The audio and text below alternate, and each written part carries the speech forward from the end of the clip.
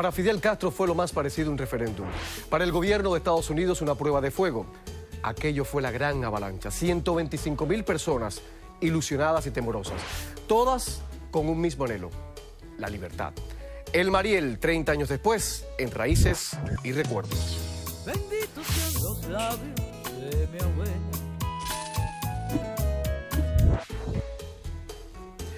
Buenas noches para todos. Lo que ocurrió en el verano de 1980 en la Embajada de Perú en La Habana fue para muchos la evidencia más contundente y escandalosa del fracaso socialista en Cuba.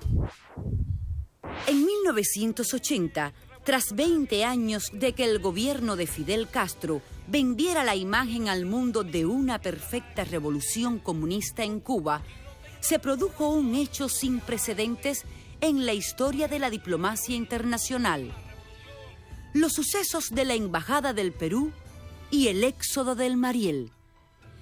Esta crisis desencadenada por el propio régimen cubano puso de manifiesto que aquella dictadura no era el paraíso que muchos pensaban.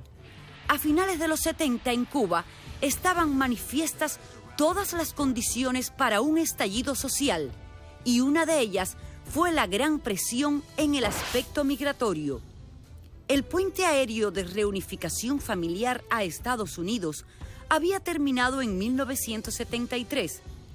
Esto provocó que un amplio sector de la población, desafecto al régimen y con intenciones de abandonar el país, estuviera profundamente inconforme. Otra razón poderosa fue la existencia de una nueva generación nacida dentro de la revolución, que no tenía puntos de referencia con el gobierno anterior. Por tanto, era difícil de convencerlos de las supuestas mejoras y logros con respecto al pasado. Era una generación incrédula que solo conocía las difíciles condiciones sociales, políticas y económicas que ofrecía Castro. El otro punto neurálgico fue que por la ambición económica del gobierno cubano se permitiera en 1979 que miles de personas procedentes de Estados Unidos visitaran a sus familiares en Cuba, en los llamados viajes de la comunidad extranjera. Aquellos visitantes penetraron la barrera de la política de aislamiento impuesta por el gobierno castrista, llevando efectiva evidencia de que el capitalismo no era el monstruo decadente y explotador que se publicitaba en Cuba. En menos de 48 horas se corrió la voz como pólvora y más de 10.000 personas ingresaron a la fuerza en los jardines de la Embajada del Perú. Iban dispuestos a todo, con tal de escapar de una vez y por todas de la isla. El 1 de abril de 1980, un ómnibus irrumpió violentamente en la Embajada de Perú, ubicada en La Habana. Cuando entra este bus con 6 personas y en el fuego cruzado de los mismos policías cubanos que custodiaban nuestra embajada, uno mata al otro. O sea, no es que lo mate porque lo quería matar, sino porque ese fuego cruzado, el fuego cruzado enemigo. La reacción del gobierno de Cuba fue la amenaza de retirar los custodios si continuaba permitiéndose la admisión de individuos que irrumpieran por la fuerza. Entraban a la embajada muchos pensando, decían, yo nunca he entrado a una embajada, por favor déjenme entrar a ver qué es. Y entraban como si estuvieran entrando a un mall. Paseaban, miraban y después se iban. Otros, muchos se quedaban igual.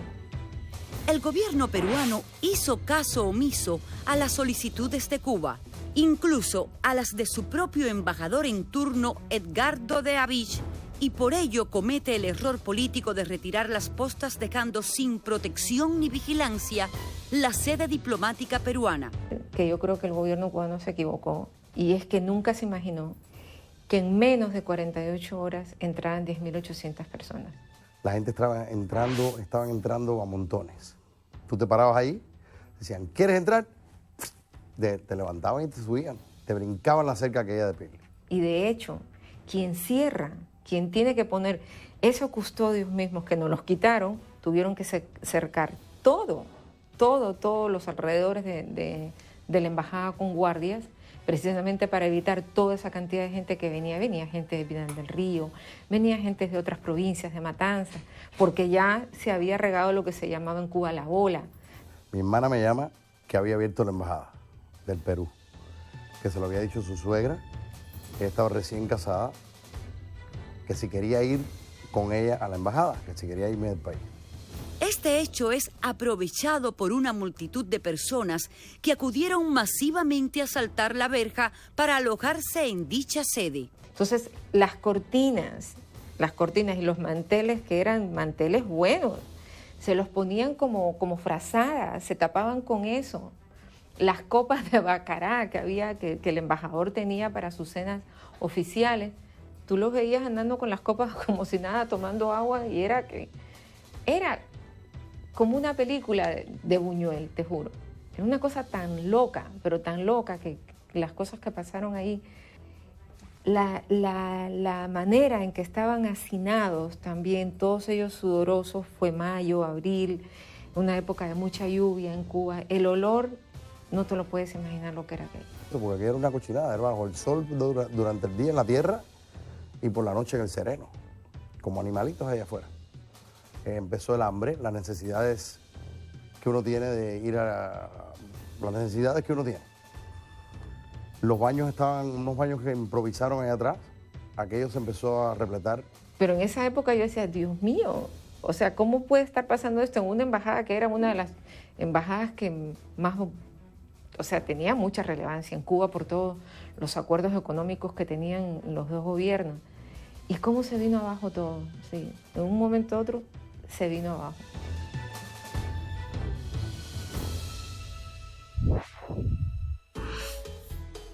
Pausa y a la vuelta, ¿cómo reaccionó Fidel Castro cuando se enteró de lo que estaba ocurriendo en la Embajada de Perú? Hasta ahorita.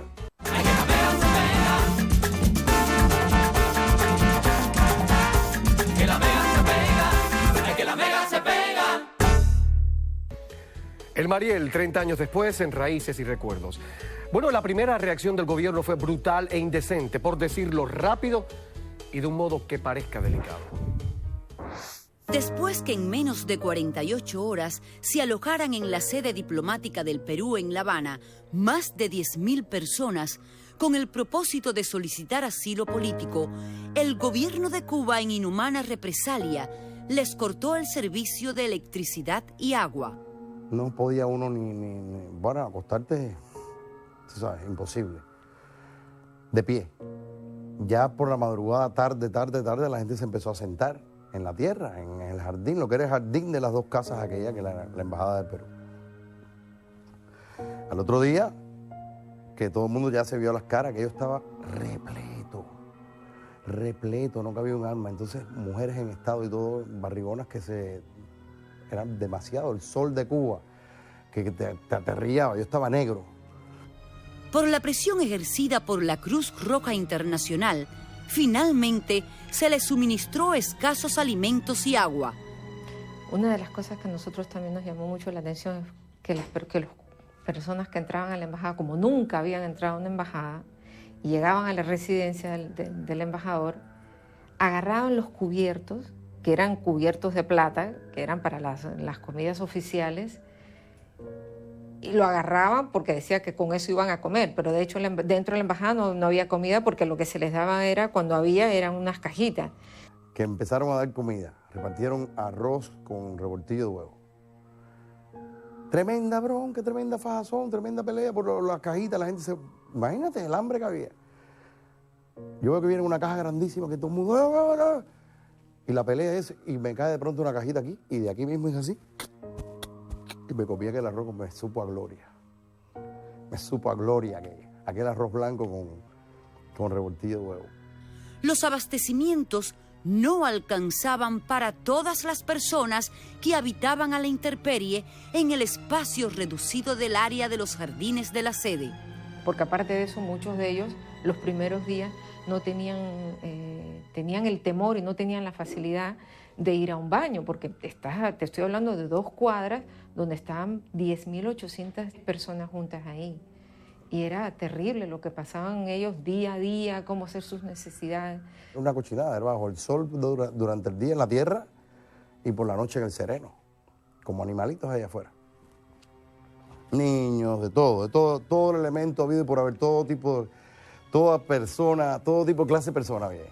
Estas carencias provocaron fuertes peleas entre los refugiados.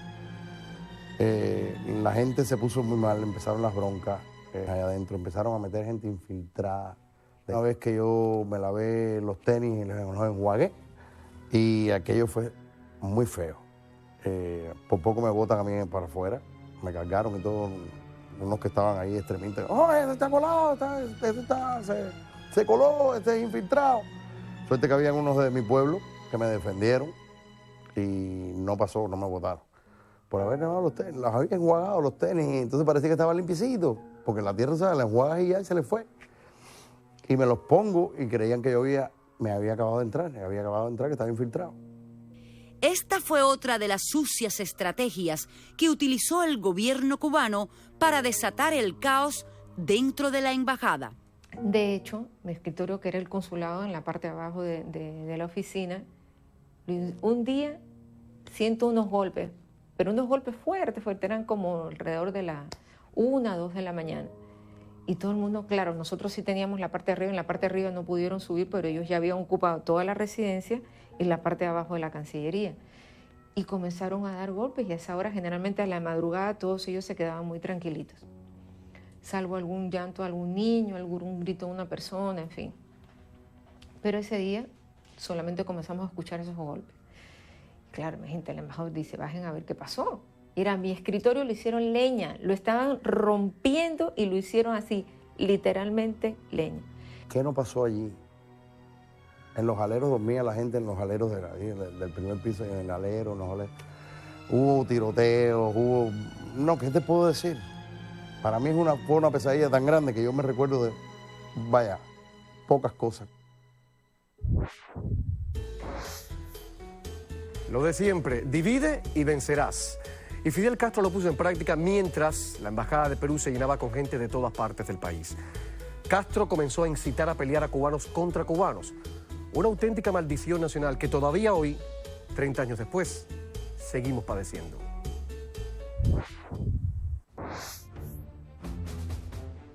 Fidel Castro tenía que encontrar una solución ante los consternados medios internacionales de difusión masiva para desvirtuar o al menos contrarrestar los acontecimientos.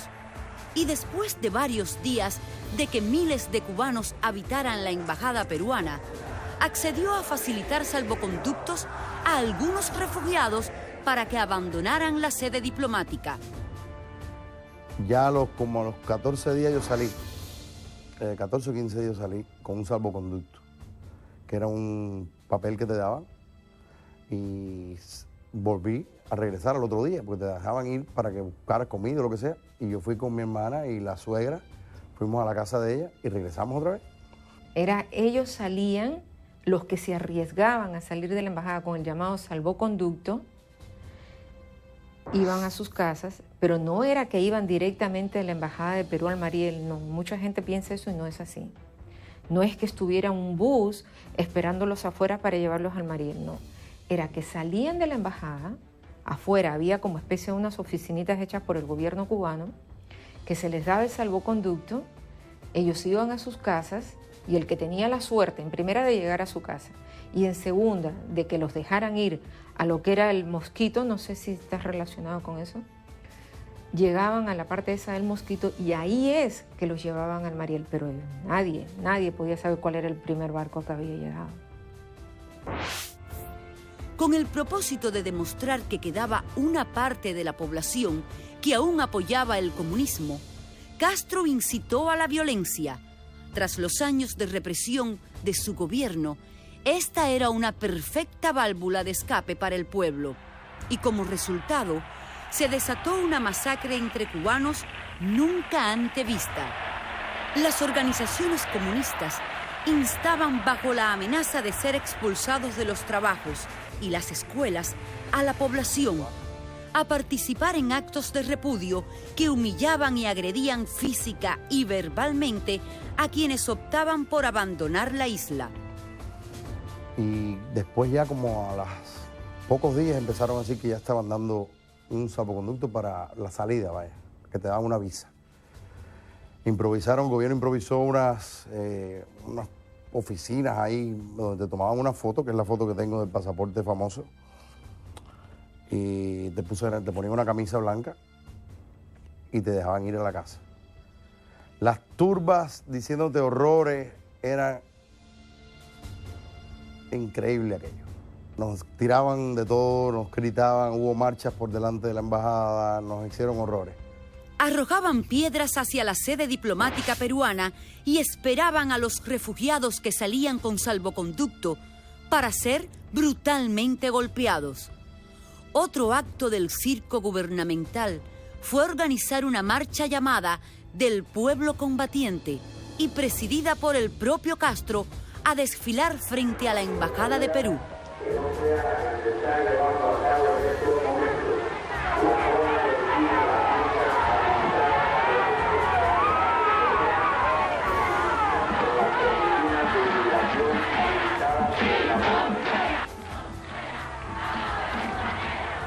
Cuando pasaba ese momento, ese instante, sentí hasta el temor de verlo.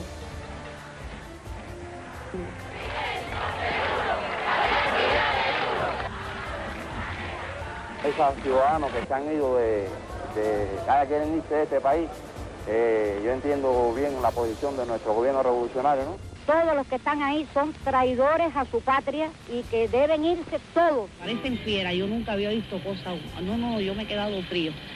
Caballero, que en nuestro país se dé eso. Gente fiera. Cuando nos llaman que teníamos salida, empezaron a darle salida a todo el que estaba allí, que estuvo en la embajada, que salió con pasaporte y eso, a España, otra gente para Perú, que todavía están en Perú. Tuvimos la suerte que nos llamaron y era para aquí directamente. Empezó lo del Mariel. Otra pausa y a la vuelta, la gran hecatombe, el puente marítimo Mariel-Miami. Ya volvemos. El Mariel, 30 años después, en Raíces y Recuerdos. ¡Que se vaya la escoria!, gritó Fidel Castro. Y millones empezaron a repetir la consigna como zombies. Fidel Castro dio la cara con un discurso frenético y totalmente desesperado.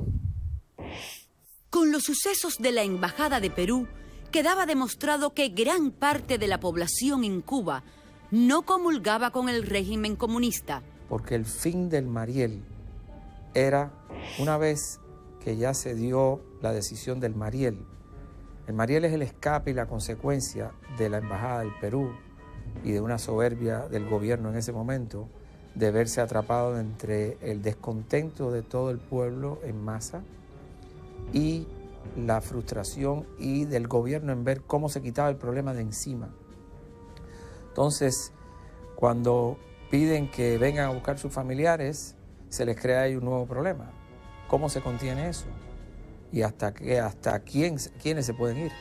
Y entonces, pues, empezaron a crear ciertas trabas. Pero una vez que estabas en el Mosquito, estabas varios días hasta que venía tu familiar, hasta que venían en nombre de tu familiar a recogerte, te montaban en una embarcación, cogían algunos presos del grupo y los montaban y se mezclaban todos. Y porque, como te decía, el fin era desacreditar a ese grupo de esa masa humana que venía y, de paso, desacreditar y mezclar y dañar al exilio cubano que estaba aislado de Cuba por 20 años que habían transcurrido hasta el año 80 y que estaban aquí muy desconectados. La situación estaba delicada y convulsa. Estaban dadas las condiciones para que se desencadenara una revuelta civil. Fidel Castro aprovechó la coyuntura para deshacerse de ese sector pernicioso y amenazante del pueblo para su gobierno. Y la cercanía entre la Florida y el norte de La Habana facilitó la decisión de retirar las tropas de guardafrontera de aguas territoriales cubanas y convocar a los residentes cubanos en Estados Unidos a buscar a sus familiares de la isla.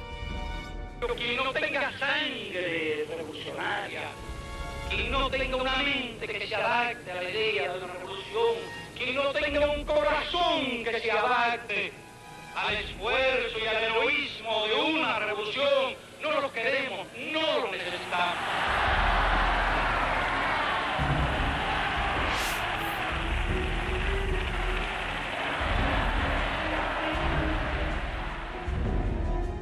Así comenzó el éxodo del Mariel, y en 72 horas más de 3.000 embarcaciones arribaban a las costas cubanas.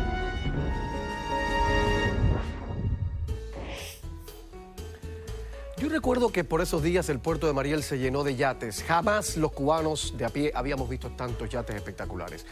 Éxodo del Mariel. Por fin muchos cubanos de este lado de la orilla pudieron reencontrarse con sus seres más queridos. Quedaban atrás muchos años de dolor, de tristeza y de espera. Tras las coléricas declaraciones de Fidel Castro, donde por primera vez permitía a los cubanos salir libremente del país e instaba a sus familiares residentes en los Estados Unidos a recogerlos en embarcaciones, se produjo el histórico puente marítimo Mariel, Florida. Dormimos una noche en el Mosquito, por la madrugada nos dijeron, nos citaron por nombre y nos llevaron a Mariel. Y fue simpático porque nos dijeron al grupo nosotros que nos íbamos en el Sea Gypsy. Y yo vi un Sea Gypsy, parecía un barco de esos, es un transatlántico lo que nos vamos. Sea Gypsy era un barco de 18 pies. Y ahí montaron 19 personas, entre ellos un loco. Hubo que amarrarlo y tirarlo en el piso y todo. El diario oficial Granma declaraba a los que decidían marcharse como escoria, lumpens, gusanos y traidores a la revolución. Llegamos al Mariel. Cuando llegamos al Mariel, entramos al barco como a las 7 de la mañana y zarpamos el Mariel como a las 3 de la tarde. Porque era un barco bastante grande, era un remolcador de bandera venezolana, se llamaba el Valencia. Y la mitad de la gente que venía en el barco eran delincuentes. Yo me subí arriba en el barco donde está el radar, que es una plataforma muy pequeña, yo venía solo. Y pensé que ahí no iba a tener que compartir el espacio con nadie, pero uno de los delincuentes estos que soltaron vino directamente y se subió ahí, un tipo tenebroso, enorme, lleno de cicatrices de machetazo, tenía cicatrices rosadas, verdes, cicatrices nuevas, cicatrices viejas, era horrible. Entonces yo dije, bueno, aquí este hombre me va a matar en algún momento, me va a empujar. Yo me quité la camisa y me amarré al cinturón y a la baranda que había ahí, y cuando partió el barco, además nos cogió, el Golfo, el oleaje es muy, muy fuerte, entonces cuando llegamos al Golfo, cuando el barco iba hacia adelante, yo quedaba de frente casi al agua, y cuando venía la ola, yo quedaba de espaldas. Empecé a vomitar como a los 15 minutos de estar en alta mar.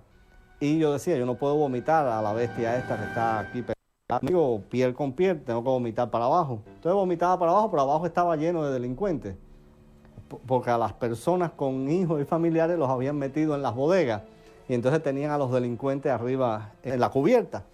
Y entonces yo vomitaba para abajo sin saber quiénes estaban abajo, pero el que estaba detrás de mí sí sabía quién eran los que estaban abajo.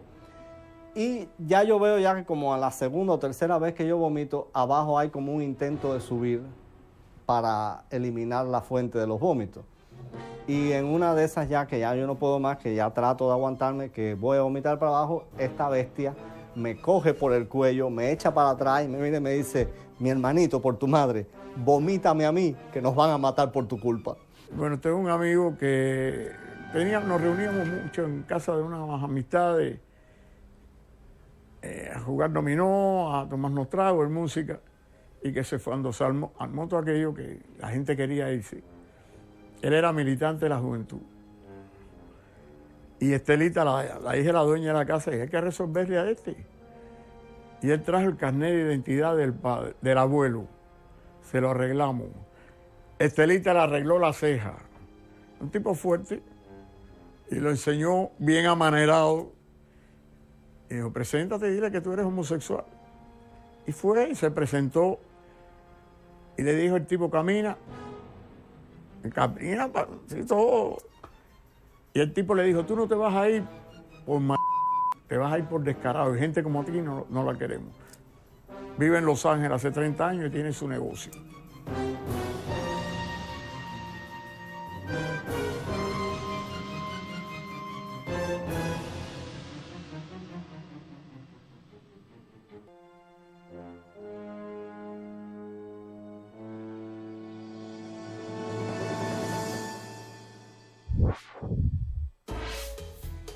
Luego de la publicidad, ¿qué fue lo que pasó cuando llegaron los primeros Marielitos a Miami? Espérenos. El mosquito, la antesala de lo que vendría después. Eso fue tremendo. Muchos cubanos murieron en el estrecho de la Florida precisamente por la disposición del gobierno de la isla de sobrecargar a toda costa los barcos con lo que sobraba en las cárceles. El filtro migratorio del gobierno cubano para concentrar a las personas que decidían irse fue un centro que habilitaron llamado El Mosquito, cerca del puerto del Mariel, en las periferias de La Habana. Las historias que hay de Cuba en el año 80 son increíbles. Cuando llegué a Mosquito, llegamos a la Ciudad Deportiva y de la Ciudad Deportiva nos llevaron a Mosquito. Tengo el número 139, aquí con un numerito que me daban. Míralo, con la presillita y todo que está oxidada ya. Ya, primero se pasaba por el Abreu Fontán, que es un círculo social en la playa, donde te procesaban. Nos recogieron en la casa con mi esposa, nos fuimos y llegamos al Abreu Fontán, que era un antiguo círculo social, y eso se había estado convertido en una especie de cuartel de inmigración para procesar personas, y ahí podía estar desde horas hasta varios días. Nosotros tuvimos 3 días, que fue más o menos el promedio, y después de ahí nos llevaron para el Mosquito famoso, que era un campamento con barracas, donde era el lugar de recepción para ya una vez procesado que vinieran los barcos y entonces te embarcaban. Y a la noche del 18 me sacaron para el Mosquito. Fui una de las personas afortunadas que estuvimos en el Mosquito muy poco tiempo, en realidad estuve una noche hasta el amanecer del 19.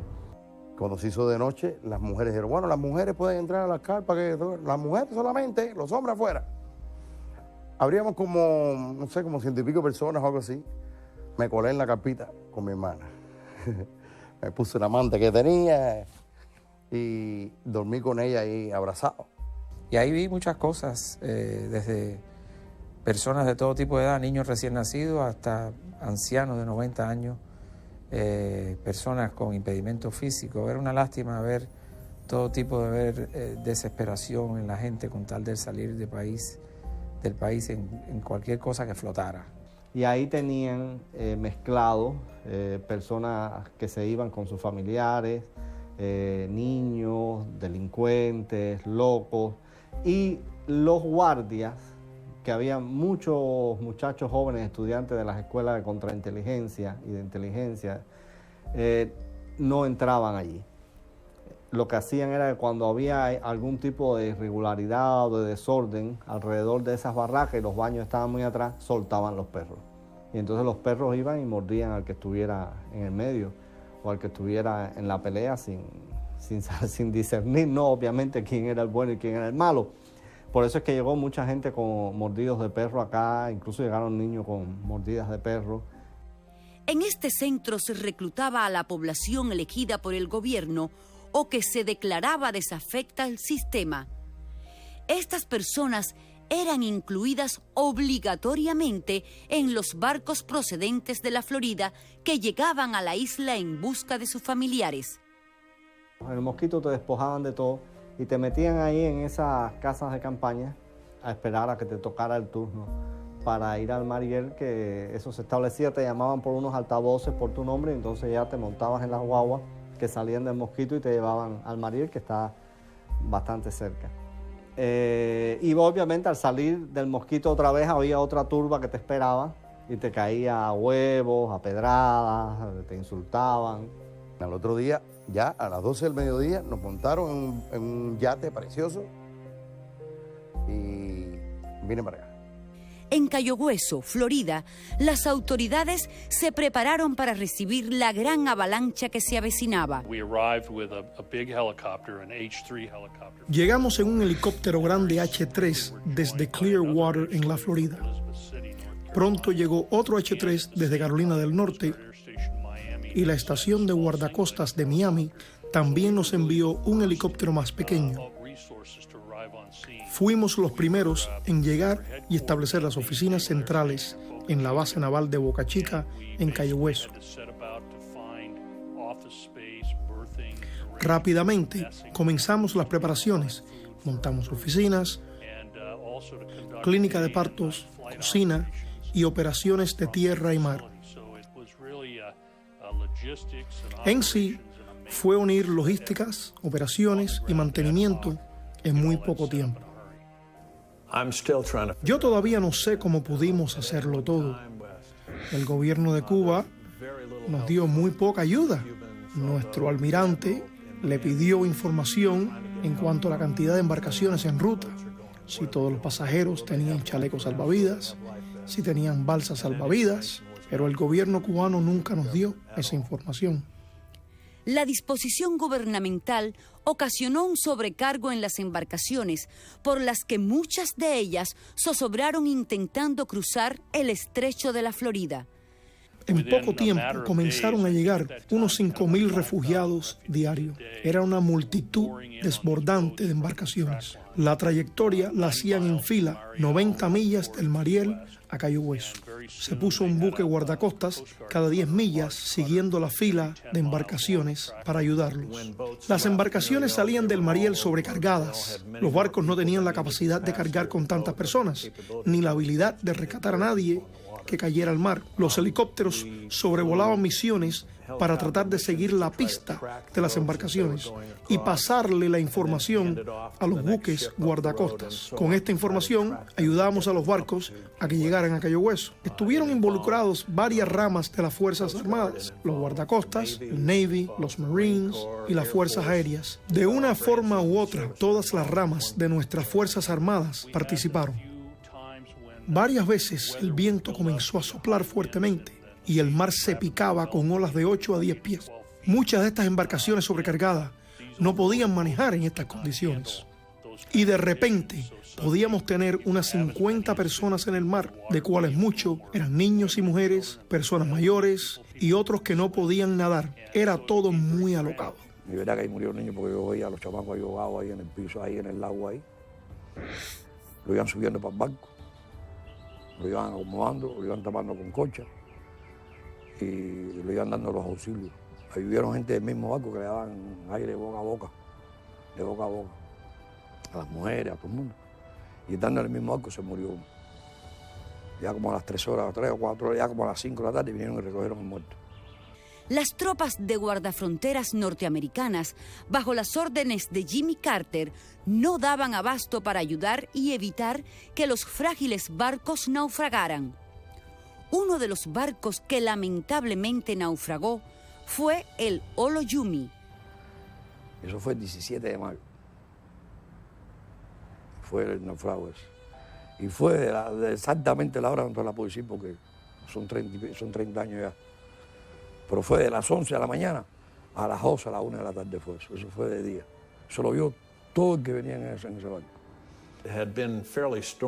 Me recuerdo que ese día el estrecho de la Florida estaba tormentoso. Estábamos en ruta al buque guardacosta Courageous. Sobrevolé por encima de un barco y uno en mi tripulación le pareció ver que estaba hundiéndose o que ya se había volcado en el mar. Enseguida cambiamos de ruta y viramos al área.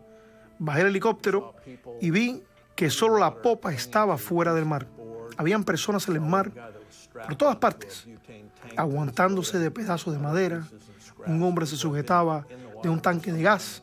Parecía ser que las personas llevaban ya tiempo en el mar y una mancha de petróleo que se había derramado del barco cubría todo el área. En ese momento llamé al buque Courageous y le pedí que enviaran toda la ayuda posible. Yo no tenía idea de cuántas personas habían en el mar. Estaban por todas partes. Comenzó la comunicación con el guardacosta y nosotros para sacar las personas del mar. En ese momento, nosotros tres decidimos subir a todas las personas que fuera posible mientras el helicóptero tuviera suficiente poder para regresar al buque. Cuando llegamos al número 11, el montacargas falló. Afortunadamente falló cuando la 11ª persona estaba cerca de la puerta y pudimos subirla adentro del helicóptero. En poco tiempo llegó otro helicóptero y barcos que estaban cerca para recoger a los demás. Me recuerdo de que algunas de las personas que subimos al helicóptero habían estado tanto tiempo dentro de la capa de petróleo que la piel estaba quemada. Literalmente, se le estaba despegando la piel del cuerpo. Hombres, mujeres y hasta niños. Después regresamos al buque y transferimos a las personas al navío Saipan, que tenía facilidades médicas. Más tarde me enteré que hubo una muchacha que perdió a toda la familia, la madre, el padre, uno de los abuelos y las dos hermanas. Solo tenía 15 años. Fue triste, una cosa que tú estás viendo que los niños se están ahogando, se están muriendo ahí. Y tú te ves inútil, porque tú dices, coño, si me tiro y me jodo yo también, me muero yo también. Que la verdad que el deseo más grande es porque tirarte, pues la gente llorando, uno llora porque yo lloré y...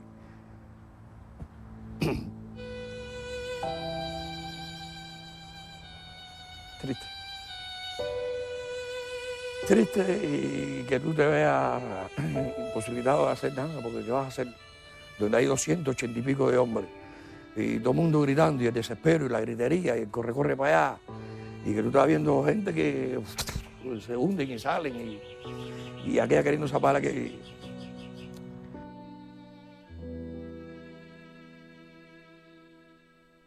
El saldo del suceso de la Embajada del Perú en Cuba y el Mariel fue que a fines del verano de 1980, 125,000 cubanos habían escapado de la isla.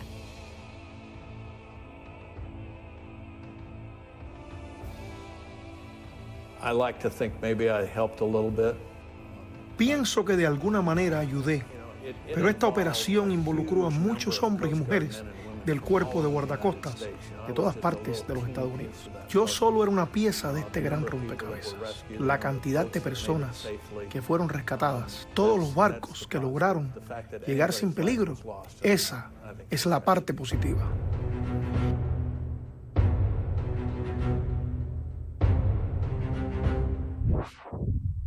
Seguimos revisando el Mariel 30 años después. Parecía imposible que Miami pudiera acoger a tanta gente tan disímil.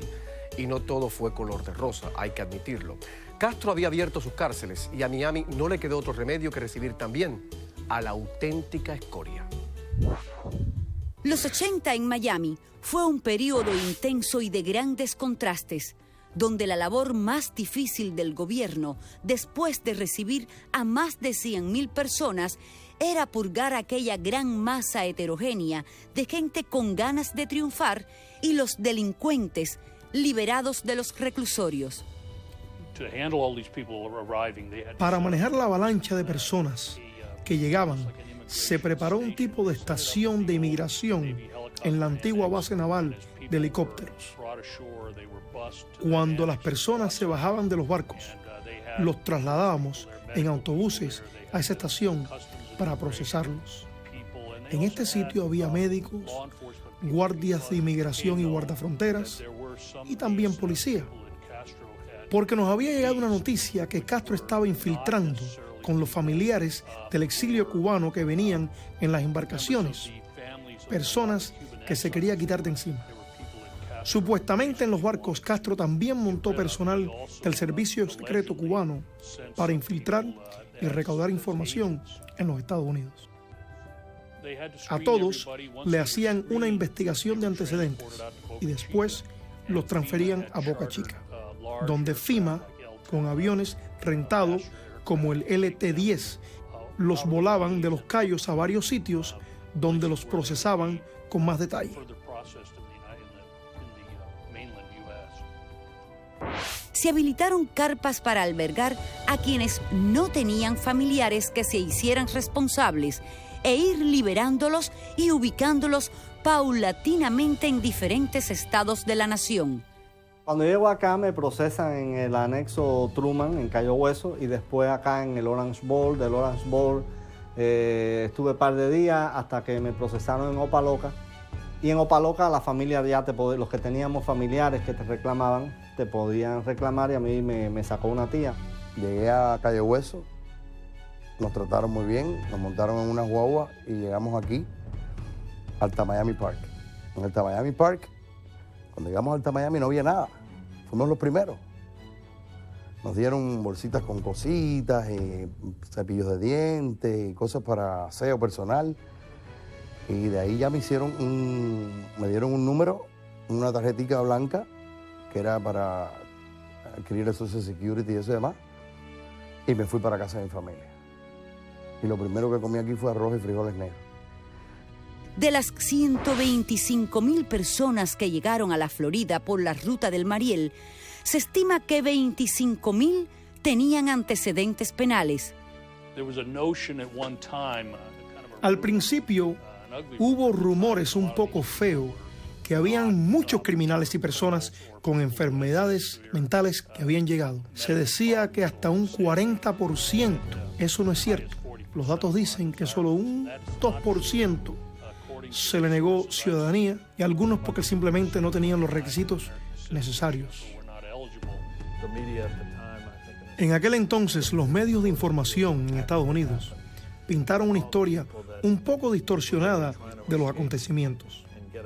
Yo pienso en todas las personas que solo querían escapar del país. Pienso en las personas desplazadas en contra de su voluntad y en las personas que se fueron huyendo el régimen que hoy día continúa.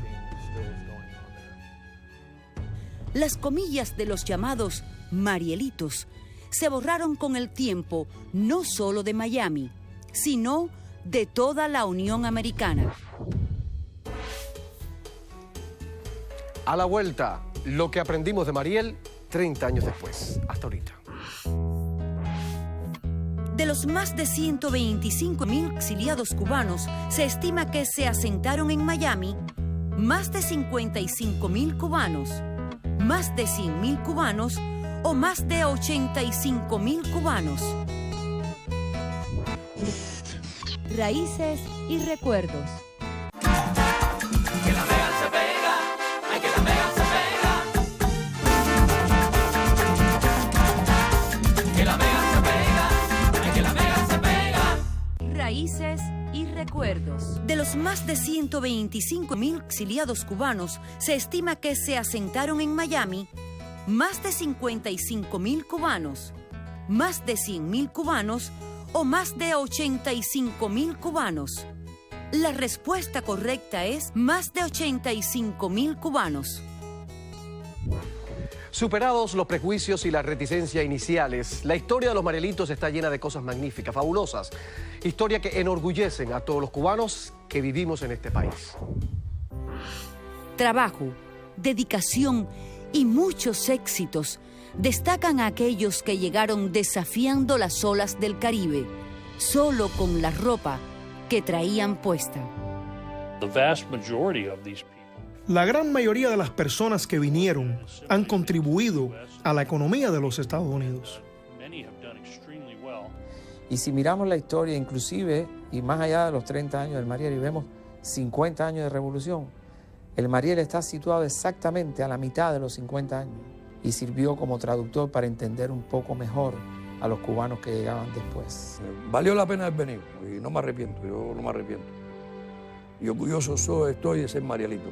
Yo siempre pienso en Cuba y siempre Marielito y cubano, siempre. Donde quiera que yo voy, yo soy cubano. Yo vine y salí por Mariel. No me arrepiento de haberme ido por el Mariel jamás. Fue la mejor decisión que he tomado en mi vida, una de las mejores. La libertad hay que buscarla, no te la van a poner en tus manos. Yo la encontré cuando tuve la oportunidad de la Embajada del Perú, que gracias a esa gente que arriesgaron su vida y rompieron aquella cerca, entramos miles y miles allí, en esa Embajada del Perú. Sí, lo que sí me gustaría es que nunca se olviden de Perú.